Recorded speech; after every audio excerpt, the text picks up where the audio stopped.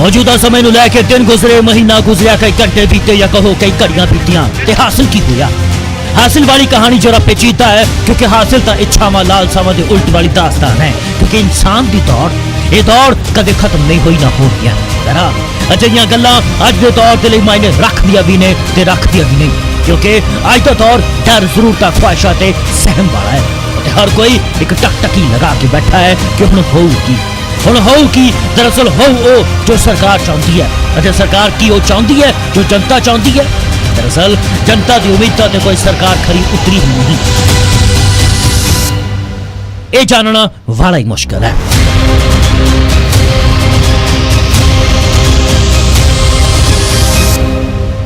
जानना भी क्यों क्योंकि आज के मुद्दे च जही कोई जगह है भी नहीं।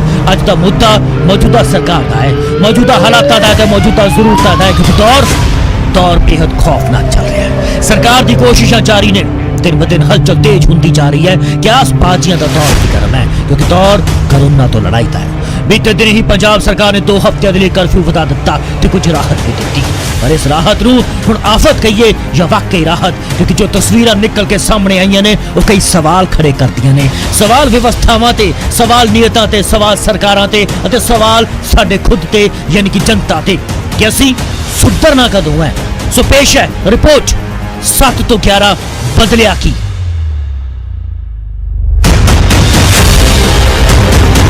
मुख्यमंत्री कैप्टन अमरिंदर सिंह ने ऐलान करते कहा कि 2 हफ्ते होर पंजाब विच कर्फ्यू लागू रहेगा।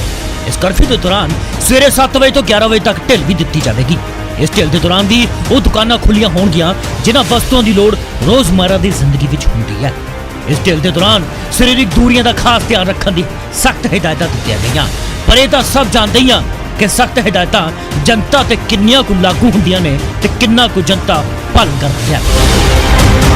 फैक्ट्रियां खुलन दी हिदायतां दी नियमां दी सख्त पालना करते हुए जारी कर दी गई। हालांकि नियम इन्ने सख्त ने कि फैक्ट्री मालिक शुरुआत ही अपना रोज प्रगटा चुके सन कि घर बैठिया तनखावां कि किद्दां दित्तियां जाण। बहरहाल अज सब दी गल होवेगी दुकानां वालियां दी, फैक्ट्रियां वालियां दी ते जनता दी ते तुसीं भी जानो कि 7 तो 11 बदलिया की।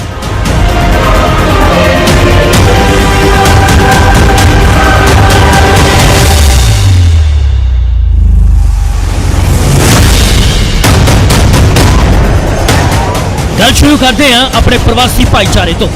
दरअसल लॉकडाउन के कारण देश के ਵੱਖ-ਵੱਖ हिस्सों च फसे प्रवासी मजदूरों, श्रद्धालुओं, सैलानियों और विद्यार्थियों के लिए बीते दिन राहत की खबर आई। केंद्रीय गृह मंत्रालय ने अजिहे लोगों को उन्होंने घर भेजने के लिए नवे दिशा निर्देश जारी कर दिते। नवे दिशा निर्देशों के तहत फसे लोगों को हुण एक राज तो दूजे राज में भेजा जा सकता है। गृह मंत्रालय के अनुसार सारे राज्यों और केंद्र शासित प्रदेशों को अपने नोडल अधिकारी नियुक्त करने पैणगे अते एक मानक प्रोटोकॉल तैयार करना होगा। नोडल अधिकारी अपने राज दे विच फसे लोगों की रजिस्ट्री करेगा। नवे दिशा निर्देशों के तहत संबंधित राज सरकारों को उन्हां लोगों के लिए एक दूजे दे नाल गल करनी पवेगी जो एक राज तो दूजे राज विच जाना चाहते हैं। गृह मंत्रालय ने कहा कि फसे लोगों को सिर्फ सड़क राही उन्होंने मंजिल पर भेजा जाए। जाहिर है हवाई जहाज तो शायद इन्हों की किस्मत च लिखा ही नहीं और रेल यात्रा को लैके बीते दिन चिदंबरम ने जरूर सलाह दी सी। खैर केंद्र ने कुल मिला जुला के मोरे होकर लड़ाई लड़ रहे राज्यों से होर भार पाता ते दूजे पासे भुखे आए, रात से तुरते आए, नमक सुक्का दूध तारा पींदे आए, कभी पानी की दिक्कत आई जाती थी। अभी तक वो डब वाली है, डब वाली तो भी हो रही है पैदल। सिरसा पहुंचन ते सारियां नूं पुलिस लाइन च ठहराया भी गया ते फिर बस दे राही रतिया के लिए रवाना भी किया गया। रतिया के रहने वाले थे और ये लगभग 650 किलोमीटर यहाँ से लगभग पड़ता है जैसलमेर। जैसलमेर में 1.5-2 महीने पहले गए थे कटाई के लिए और अब जैसे लॉकडाउन हुआ तो ये 17-18 दिन पहले वहाँ से पैदल चले थे क्योंकि छोटा एक मतलब जंग है। वैसे तो 12-13 साल का होगा, लड़का भी साथ था, लड़की भी साथ थी। तो ये पैदल चलते चलते अपना सामान समेत ही यहाँ आ गए थे। कल शाम को ये यहाँ मिले जब GM रोडवेज के माध्यम से ये हरियाणा राज्य परिवहन की बस आई है जिसमें ये अब रवाना कर दी है। दूजा मामला भी वखरा नहीं है। मजदूर भावें राजस्थान च फसे होण या पंजाब च हालात इक्को जिहे ने, इक्को मिक्के। जी हाँ, ना घोड़ा है ना गाड़ी है, बस साइकिल की सवारी है। फरीदकोट तो मजदूर बच्चों ते औरतां दे नाल साइकिल ते ही घर वापसी दे लई निकल पे। मजदूरां ने उत्तर प्रदेश जाना है पर राज च राजपुरा पहुंचे ते अपनी कहानी भी दसी साडे पत्रकार। कहाँ से आए हो? फरीदकोट से। कहाँ जाना है आपको? अब जाना है यूपी। क्या हो गया? काम बंद हो गया साहब। अच्छा। हाँ, और पैसे पूसे खत्म हो गए, फिर अब मुझे चलना पड़ा। हाँ, तो रास्ते में आपको किसी ने रास्ते में मिले तो थे, मना तो किया, लेकिन क्या करें, जाना तो है ही। पैसे जब है नहीं हमारे पास, वहाँ भी खाने की व्यवस्था नहीं थी कुछ, एक दिन मिलता 10 दिन ऐसे ही रहते। इतने 15-16 लोग हैं। ਸਰਕਾਰ ਨੇ ਭਾਵੇਂ ਕੋਰੋਨਾ ਨੂੰ ਹਰਾਉਣ ਦੇ ਲਈ ਲਾਕਡਾਊਨ ਕੀਤਾ ਹੈ, ਪਰ ਇਸ ਦਾ ਸਭ ਤੋਂ ਮਾੜਾ ਅਸਰ ਮਜ਼ਦੂਰਾਂ ਤੇ ਪਿਆ ਹੈ। ਸਵਾਲ ਸਰਕਾਰਾਂ ਤੇ ਉੱਠ ਰਹੇ ਨੇ ਕਿ ਲਾਕਡਾਊਨ ਤੋਂ ਪਹਿਲਾਂ ਮਜ਼ਦੂਰਾਂ ਨੂੰ ਆਪਣੇ ਘਰ ਕਿਉਂ ਨਹੀਂ ਛੱਡਿਆ ਗਿਆ। ਤੇ ਹੁਣ ਜੋ ਤਸਵੀਰਾਂ ਨਿਕਲ ਕੇ ਸਾਹਮਣੇ ਆ ਰਹੀਆਂ ਨੇ, ਸਵਾਲ ਤਾਂ ਉਹ ਵੀ ਖੜੇ ਕਰ ਰਹੀਆਂ ਨੇ। ਬਹਰਾਲ ਅਜਿਹੀਆਂ ਤਸਵੀਰਾਂ 'ਚ ਮੁੱਕਦੀਆਂ ਨਹੀਂ। ਹਰਿਆਣਾ ਦੇ ਭਿਵਾਨੀ ਤੋਂ ਜੋ ਦਰਦ ਨਿਕਲ ਕੇ ਆਇਆ, ਉਹ ਵੀ ਤੁਹਾਨੂੰ ਦਿਖਾ ਦਿੰਦੇ ਆ। ਤੇ ਫਿਰ ਵੱਧਦੇ ਆ ਅੱਗੇ। ਭਿਵਾਨੀ 'ਚ ਵੀ ਮਜ਼ਦੂਰ ਦਰ ਦੀਆਂ ਠੋਕਰਾਂ ਖਾਣ ਦੇ ਲਈ ਮਜਬੂਰ ਨੇ। ਇਹਨਾਂ ਦੀ ਸੁਣਨ ਵਾਲਾ ਕੋਈ ਵੀ ਨਹੀਂ। ਗੱਲ ਹਰਿਆਣਾ ਦੀ ਹੀ ਹੋ ਰਹੀ ਹੈ, ਜਿਸ ਦੀ ਕੁਝ ਦਿਨ ਪਹਿਲਾਂ ਮਜੀਠੀਆ ਸਾਹਿਬ ਨੇ ਗੁਣਗਾਨ ਵੀ ਗਾਏ ਸਨ। ਹਰਿਆਣੇ 'ਚ ਤੇ ਪੰਜਾਬ 'ਚ ਬਰਾਬਰ ਕੇਸ ਨੇ, ਕੁਝ ਕੇਸ ਹੈ, ਮਗਰ ਉੱਥੇ death only 1% mortality rate, death rate. Punjab ਦਾ ਡੈਥ ਰੇਟ ਦੇਸ਼ 'ਚ ਸਭ ਤੋਂ ਹਾਈ, ਆਲਮੋਸਟ 6%। ਜਿਹੜਾ ਨੈਸ਼ਨਲ ਐਵਰੇਜ ਹੈ ਡੈਥ ਰੇਟ ਦਾ ਕੱਲਾ 3%। ਤੇ ਸੁਭਾਵਿਕ ਹੈ ਇਹ ਗੱਲਾਂ ਇਸ ਗੱਲ ਵੱਲ ਪੁਆਇੰਟ ਕਰਦੀਆਂ ਨੇ ਕਿ ਮੈਡੀਕਲ ਫੈਸਿਲਿਟੀ 'ਚ ਆਲ ਇਜ਼ ਨਾਟ ਵੈਲ। ਔਰ ਇਹ ਬੜਾ ਜ਼ਰੂਰੀ ਹੈ ਕਿ ਜਿਹੜੀ ਤੁਸੀਂ ਇਹ ਪਤਾ ਕਰਾਓ ਕਿ ਟੋਟਲ ਵੈਂਟੀਲੇਟਰ ਸਰਕਾਰ ਕੋਲ ਕੇਵਲ ਤੇ ਕੇਵਲ 110 ਨੇ ਸਰਕਾਰੀ, ਪ੍ਰਾਈਵੇਟ ਕੋਈ 250 ਨੇ, ਉਹਨਾਂ 'ਚੋਂ ਵੀ ਕਈ ਨਹੀਂ ਚੱਲਦੇ। ਇਹ ਵੇਖੋ, ਇਹ ਲੋਕ ਪ੍ਰਵਾਸੀ ਮਜ਼ਦੂਰ ਕਹਾਉਂਦੇ ਨੇ। ਇਹ ਲੋਕ ਸਥਾਨਕ ਐਮਐਲਏ ਦੇ ਘਰ ਗਏ, ਆਸ ਸੀ ਕਿ ਮਦਦ ਮਿਲੇਗੀ, ਪਰ ਨਾ, ਇਹ ਲੋਕ ਨਾ ਉਮੀਦ ਹੋ ਕੇ ਵਾਪਸ ਪਰਤੇ। ਬੇਸਹਾਰੇ ਵਾਂਗ ਹੁਣ ਘੁੰਮਣ ਲੱਗ ਪਏ ਨੇ ਦਰ। ਦਰਅਸਲ ਇਹ ਲੋਕ 2-2.5 ਮਹੀਨੇ ਪਹਿਲਾਂ ਹੀ ਇੱਥੇ ਆਏ ਸਨ। 1 ਮਹੀਨਾ ਹੀ ਇਹਨਾਂ ਦਾ ਕੰਮ ਚੱਲਿਆ, ਉਸ ਤੋਂ ਬਾਅਦ ਹੱਥ ਅੱਡਣੇ ਪੈ ਰਹੇ ਨੇ। मैं यूपी से यहाँ काम करने के लिए आया था मिथाथल हरियाणा में। मेरे को 2.5-3 महीने हो गए हैं। 1 महीना मेरा काम चला था, उसके बाद काम बंद हो गया। जो पैसा मेरे को मिला था वो पैसा मैंने वहीं खा लिया। पैसे की समस्या हो रही थी। मैंने सुबह हेल्पलाइन नंबर लगाया 112 पे। यहाँ से बोला कि भाई आ जाओ, यहाँ भिवानी हाई कोर्ट में यहाँ परमिशन बन रहा है 12 बजे। तो हम लोगों ने सुबह चल दिया 6-7 बजे अपने वहाँ से मिथाथल से। यहाँ जब भिवानी के अंदर मैं पहुँचा चौक पे, तो वहाँ पुलिस वालों ने लाठीचार्ज किया। उसका तो वहाँ से भगा दिया हम लोगों को। फिर हम लोग सुबह से भटक रहे हैं। फिर वहाँ गए रामबाग में, वहाँ से किसी ने हमको एक टिकट दे दिया। वो बोला कि विधायक जी के घर पे जाओ, वहाँ का समस्या का समाधान होगा। हम विधायक जी के घर पे गए, विधायक जी मिले नहीं। कोई व्यक्ति वहाँ पे मिला हम लोगों को, वो बता दिया कि भाई यहाँ से चले जाओ, कहीं राधा स्वामी है, वहाँ जाकर अपना रुको। हम लोगों को पता नहीं है, हम गेरा अपने मजदूर हैं, अब क्या करें क्या ना करें। तो क्या परेशानी है सर? परेशानी वही है सर, जो काम वाम बचा नहीं सर। मिथाथल में गंडा सिलाई करते, जितना पैसा मिला था वो बैठ के खा लिए। 2-2.5 महीने हो गए। अब सर घर जाना है, पैसा नहीं बचेगा, करेंगे काम धाम है नहीं सर। तो क्या सूचना मिली थी घर जाने के लिए आपको? सर घर जाने क्या सर, जब परमिशन बनाने की सर सूचना मिली थी, इसलिए हम लोग गए थे सर भिवानी में कोर्ट में सर। वहाँ पे पुलिस वालों ने मतलब फ़ोन किया था वहाँ पे, फिर हम लोग लाठीचार्ज कर दिया, मारने हम लोग भागे वहाँ से। फिर अब सर हम लोग कहाँ जाएँ? किसने कहा था परमिशन के लिए? सर हमने हेल्पलाइन नंबर पर कॉल किया था, उन्होंने फ़ोन बताया था कि यहाँ पर परमिशन बनने आ जाओ। कहाँ पे लेने गए थे परमिशन? सर भिवानी कोर्ट में। वहाँ क्या हुआ था? वहाँ से सर जाने नहीं दिया सर, लाठीचार्ज कर दिया, भगा दिया हम लोगों को। तो अब क्या तकलीफ हो रही है? सर बस वही तकलीफ, खाने पीने की दिक्कत सर, घर जाना है हमको बस। तो फिलहाल कहाँ रहते हो? सर इस सर लखीमपुर रहते हैं, डिस्ट्रिक्ट लखीमपुर खीरी यूपी में। तो आपको अब अपने गाँव जाना है? हाँ जी सर, गाँव जाना है। ਦਰ ਦੀਆਂ ਠੋਕਰਾਂ ਖਾਣ ਤੋਂ ਬਾਅਦ ਆਖਿਰਕਾਰ ਇਹਨਾਂ ਪ੍ਰਵਾਸੀ ਲੋਕਾਂ ਨੂੰ ਨਾ ਰੋਟੀ ਮਿਲ ਰਹੀ ਹੈ ਤੇ ਨਾ ਹੀ ਆਸਰਾ। ਮਜਬੂਰੀ 'ਚ ਇਹ ਲੋਕ ਹੁਣ ਸੜਕਾਂ 'ਚ ਅਵਾਰਾ ਘੁੰਮ ਰਹੇ ਨੇ। ਹਰ ਜਗ੍ਹਾ ਤੋਂ ਨਿਰਾਸ਼ਾ ਹੱਥ ਲੱਗ ਰਹੀ ਹੈ ਤੇ ਹੁਣ ਇਹ ਸਰਕਾਰ ਤੋਂ ਘਰ ਭੇਜਣ ਦੀ ਅਪੀਲ ਵੀ ਕਰ ਰਹੇ ਨੇ। ਫਿਲਹਾਲ ਮੁੜ ਆਉਂਦੇ ਆ ਪੰਜਾਬ ਤੇ ਗੱਲ ਕਰਦੇ ਆ ਜਲੰਧਰ ਦੀ। ਦਰਅਸਲ ਜਲੰਧਰ 'ਚ ਅਜੇ ਕਿਸੇ ਵੀ ਤਰ੍ਹਾਂ ਦੀ ਕੋਈ ਵੀ ਢਿੱਲ ਨਹੀਂ ਦਿੱਤੀ ਗਈ, ਕਿਉਂਕਿ ਜਲੰਧਰ ਵੈਸੇ ਹੀ ਰੈਡ ਜ਼ੋਨ 'ਚ ਹੈ। और फिर भी 7 ਤੋਂ 11 बजे लोग ਢੀਠਾਂ ਦੇ ਵਾਂਗ ਸੜਕਾਂ ਤੇ ਉਤਰ ਗਏ। ਦੁਕਾਨਾਂ ਖੁੱਲੀਆਂ ਤੇ ਲੋਕ ਵੀ ਇਹਨਾਂ ਦੁਕਾਨਾਂ ਤੇ ਖਰੀਦਦਾਰੀ ਕਰਦੇ ਹੋਏ ਨਜ਼ਰ ਆਏ। ਤੇ ਗੱਲ ਜੇ ਜਲੰਧਰ ਦੀ ਹੀ ਕਰੀਏ ਤਾਂ ਪੁਲਿਸ ਦੇ ਵੱਲੋਂ ਦਾਅਵਾ ਕੀਤਾ ਗਿਆ कि कुछ लोगों ਨੂੰ ਜੂਆ ਖੇਡਦੇ गिरफ्तार किया गया। पत्रकार भी थाने पुजे, कैमरे च कई तस्वीरां कैद हुई। पुलिस कईयां ਨੂੰ थाने लैके आ रही सी, पर इस दे विच एक शख्स सी जो कुछ होर ही बयान दे रहा सी। ਭਾਈ ਅਸੀਂ ਲੋਕ ਖੁੱਲੇ 4 ਬੰਦੇ ਬੈਠੇ, ਮੈਂ ਸਿਲੰਡਰ ਮੰਗਾਇਆ ਨੀਲੇ ਸਿਲੰਡਰ ਤੇ, ਠੀਕ ਹੈ। ਗੇਟ ਸਾਰੇ ਖੁੱਲੇ ਪਏ ਆ, ਆਂਦੇ ਅਸੀਂ ਕੋਈ ਬੰਦਾ ਕੋਈ ਅੰਦਰ, ਦੂਜੇ ਦਫ਼ਤਰ ਕੋਈ ਬੰਦੇ ਫੜੇ ਗਏ 4, ਕਹਿੰਦੇ ਜੂਆ ਖੇਡਦੇ ਪਰੇ। ਅਸੀਂ ਥੱਲੇ 4 ਬੰਦੇ ਬੈਠੇ ਆ, ਠੀਕ ਹੈ। ਮੇਰੇ ਜਿਹੜਾ ਹੈਗਾ ਮੇਰੇ ਕੋਲ ਨੀਲਾ ਕਾਰਡ ਹੈ, ਮੇਰੇ ਫੋਨ 'ਚ ਨਾਲ ਲਾਸਟ ਡਾਇਲ ਕਾਲ ਕੀਤੀ ਹੈ, ਚੈੱਕ ਕਰ ਲਓ। ਲੱਕੀ ਗੈਸ ਏਜੰਸੀ ਦੀ ਕਾਲ ਹੈ, ਠੀਕ ਹੈ, ਜਿਹਨੂੰ ਮੈਂ ਫੋਨ ਕੀਤਾ ਕਿ ਨੀਲਾ ਸਿਲੰਡਰ ਦੇਣਾ, ਉਹਦੀ ਰਿਕਾਰਡਿੰਗ ਵੀ ਵਿੱਚ ਕਾਲ ਦੀ ਹੈ। 5 ਮਿੰਟਾਂ ਬਾਅਦ ਪੁਲਿਸ ਆਂਦੀ ਹੈ, ਦਰਵਾਜ਼ੇ ਖੁੱਲੇ ਪਏ ਆ, ਚੱਕ ਲਿਆ। ਜੇ ਜੂ ਕੋਈ ਬੰਦਾ ਕੋਈ ਗਲਤ ਕੰਮ ਕਰ ਰਿਹਾ, ਕੋਈ ਕਰ ਰਿਹਾ, ਠੀਕ ਹੈ, ਲੋਕ ਲਾਊਗਾ, ਚਾਬੀ ਬੰਦ ਕਰੂਗਾ, खुले दरवाजे बंदा कौन बैठूगा। इस करके जे तो नजायज किस की मेरे करने की कोशिश की, जो कोई नुकसान होगा मैं जिम्मेवार नहीं होगा। मैं अपने सारे साथी बना लगा सारे जे किसी गल का मेरा कसूर निकले, मैं तो सुसाइड करने तैयार अपने आप, पर इदा नजायज नहीं तो काम कर जो पुलिस करती भी है। सो फिलहाल जांच का विषय है कि मसला है कि, पर सवाल तो पुलिस की कारगुजारी ते इस शख्स ने खड़े कर ही दिते, जबकि बाकी लियाते गए शख्स बिल्कुल चुपचाप सन। सुनो पुलिस अधिकारी की कहते हैं। ਕਾਲਾ ਸਿੰਘਾਂ ਰੋਡ ਤੇ ਜੂਆ ਖੇਡਣ ਦੀ ਇਨਫੋਰਮੇਸ਼ਨ ਮਿਲੀ ਸੀ, ਕੁਝ ਵਿਅਕਤੀ ਉੱਥੇ ਜੂਆ ਖੇਡ ਰਹੇ ਆ। ਉੱਥੇ ਰੇਡ ਕੀਤਾ ਆ ਪੁਲਿਸ ਪਾਰਟੀ ਸਮੇਤ, ਤੇ ਉੱਥੋਂ 10 ਬੰਦਿਆਂ ਨੂੰ ਜੂਆ ਖੇਡਦੇ ਸਮੇਤ ਕਾਬੂ ਕੀਤਾ ਆ।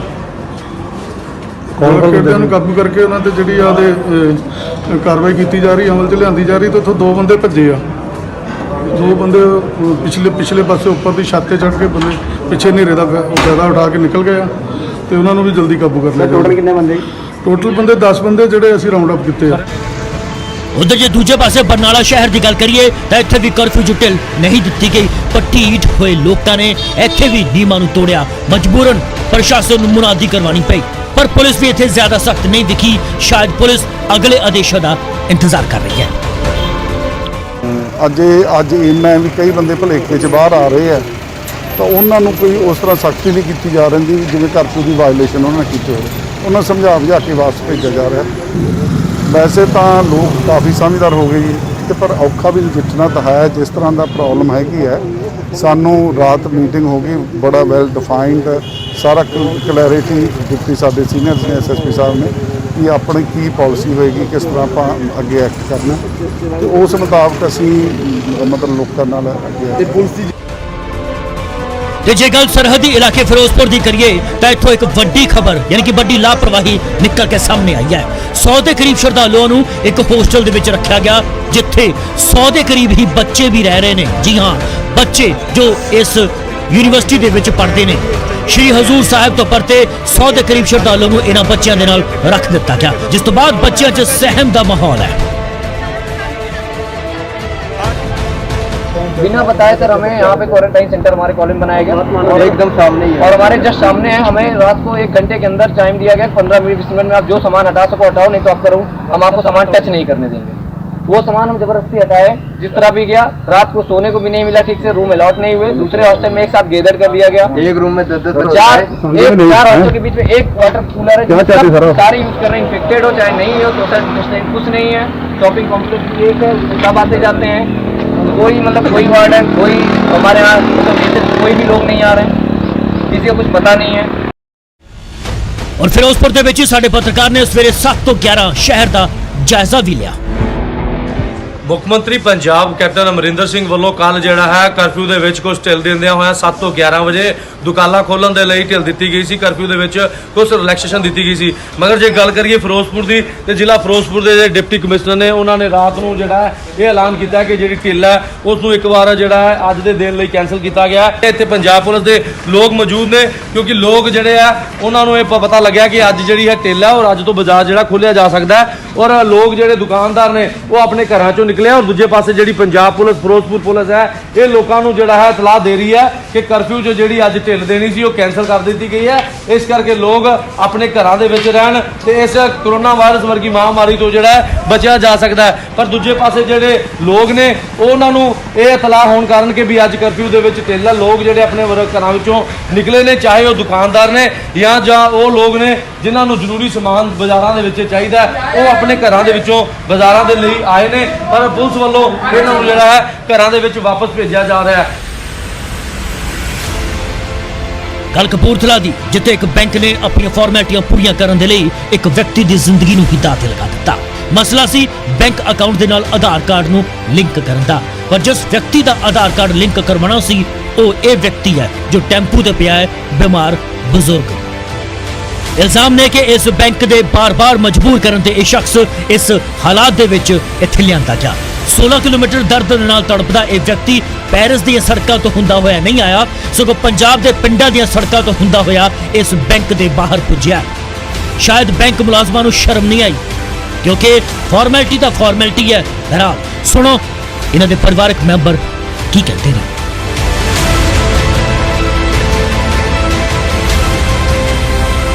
ਬੈਂਕ ਮੁਲਾਜ਼ਮਾਂ ਦੇ ਕਸੂਰ ਤੋਂ ਬਾਅਦ ਬੈਂਕ ਮੈਨੇਜਰ ਨੇ ਗਲਤੀ ਵੀ ਮੰਨੀ, ਪਰ ਹੁਣ ਕੀ ਫਾਇਦਾ, ਜੋ ਹੋਣਾ ਸੀ ਹੋ ਗਿਆ। ਪਰ ਫਿਰ ਵੀ ਸੁਣ ਲਓ ਜਨਾਬ। ਨਹੀਂ ਸਰ, ਇੱਦਾਂ ਦਾ ਕੋਈ ਨਹੀਂ ਹੈਗਾ। ਜੇ ਕੋਈ ਬਿਮਾਰ ਆ, ਕਿਸੇ ਕਾਰਨ ਵਾਸਤੇ ਨਹੀਂ ਆ ਸਕਦਾ ਬੈਂਕ ਦੇ ਵਿੱਚ, ਕਿ ਜੇਕਰ ਉਹਨੂੰ ਬਲਾਈਂਡ ਆ ਜਾਂ ਬਿਮਾਰ ਆ ਜਾਂ ਮੈਡੀਕਲ ਅਨਫਿਟ ਆ, ਤਾਂ ਬੈਂਕ ਦੀ ਪ੍ਰੋਵੀਜ਼ਨ ਹੈਗੀ ਹੈ ਕਿ ਅਸੀਂ ਉਹਨੂੰ ਘਰ ਜਾ ਕੇ ਫੈਸਿਲਿਟੀ ਦੇ ਸਕਦੇ, ਬੈਂਕਿੰਗ ਫੈਸਿਲਿਟੀ ਦੇ ਸਕਦੇ ਹਾਂ। ਭਾਈ ਤੁਹਾਡੀ ਬੈਂਕ ਇਸੇ ਬ੍ਰਾਂਚ ਦੀ ਗੱਲ ਆ, ਤੁਸੀਂ ਦੇਖਿਆ ਹੋਣਾ ਕਿ ਬਿਲਕੁਲ ਜਿਹੜਾ ਬੰਦੇ ਮੰਜੇ ਤੇ ਮੂੰਗਰੇ ਕਪਾ ਕੇ ਟੈਂਪੂ 'ਚ ਪਾ ਕੇ ਤੇ ਲਿਆਂਦਾ ਗਿਆ, ਕੀ ਇਹ ਕਰਨਾ ਜਾਇਜ਼ ਸੀ ਬੈਂਕ ਵਾਸਤੇ? ਨਹੀਂ ਸਰ, ਅਸੀਂ ਉਹਦੀ ਕੋਸ਼ਿਸ਼ ਕੀਤੀ ਹੈ ਬੰਦੇ ਦੀ, ਜੋ ਆਪਣਾ ਸਟਾਫ ਹੈ ਉਹਨੇ ਗਲਤੀ ਮੰਨੀ ਆਪਣੀ ਇਹ, ਸੋ ਅਸੀਂ ਕਰਦੇ ਇਨਕੁਆਇਰੀ ਕਰਦੇ ਉਹਦੇ ਆਪਣੇ ਲੈਵਲ ਤੇ, ਬ੍ਰਾਂਚ ਲੈਵਲ। ਫਿਰ ਕਾਰਵਾਈ ਚਾਹੀਦੀ ਸਰ। ਆਹ ਹੁਣ ਲੈ ਕੇ ਚੱਲਦੇ ਆ ਪਟਿਆਲਾ, ਜਿੱਥੇ ਪ੍ਰਵਾਸੀ ਮਜ਼ਦੂਰਾਂ ਨੇ ਘਰ ਜਾਣ ਦੇ ਲਈ ਤਰਲੇ ਮਿੰਨਤਾਂ ਕੱਢੀਆਂ ਤੇ ਸਾਡੇ ਪੱਤਰਕਾਰ ਮਨੋਜ ਸ਼ਰਮਾ ਨੇ ਇਹਨਾਂ ਦੇ ਨਾਲ ਗੱਲਬਾਤ ਕੀਤੀ।